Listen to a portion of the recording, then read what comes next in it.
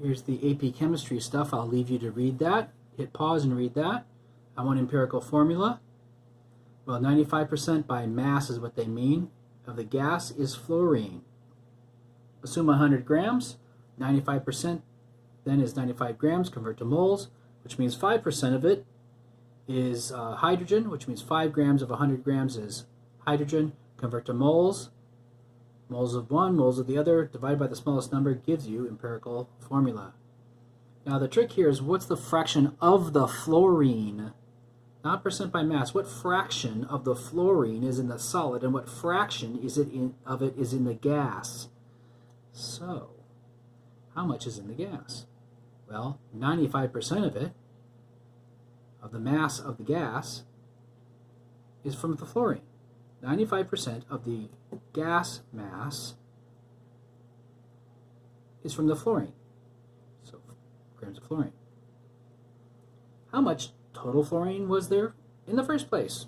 Well, we know moles of original stuff convert to moles, but every one of these will get you 6 fluorines. So to multiply by 6, that's moles of fluorine.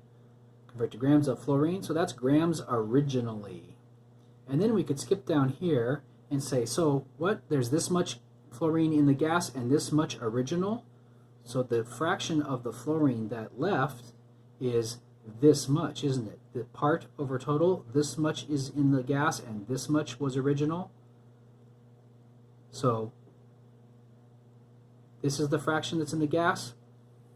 And since it has to be in the solid or the gas, really you could just do 100% minus 66.7% and get 33%, or 1 minus this, because 1 is 100%. 1 minus that will get you that. Or you want to do it the hard way? Okay, solution maker, whoever you are. In the solid, we know the total grams of fluorine, and we know this much was in the gas, so by subtraction, that's the amount in the solid. Part over original gives you how much remains in the solid. What's the formula of the solid product, which means empirical formula is what they mean. So, how much uranium was there? Well, all the uranium went into the solid product, didn't it? Go back, read that if you need to. So the grams, the original, minus the grams of fluorine that remained, gives you, that were in the original. Grams of fluorine that were in the original is what I mean. By subtraction gives you grams of uranium in the original. Convert to moles. Moles of U in the product or the original. So this is moles of uranium in the original and the product. Now the product, the solid product, has uranium and oxygen and fluorine, and we know the grams of fluorine in the solid, don't we? So the original mass of the solid product,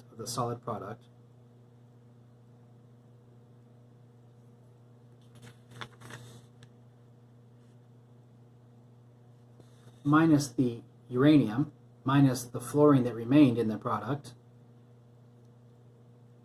is the oxygen that was added in to the product in grams. Convert to moles is moles of oxygen. Now we have, well, one more step, don't we? Grams of fluorine in the solid. Convert to moles is moles of fluorine in the solid. So we have moles of uranium in the solid, moles of oxygen in the solid, moles of fluorine in the solid. Divide by the smallest number, and you have an empirical formula.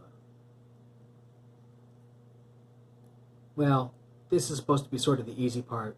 They told you a reactant, you just figured out the products and balance.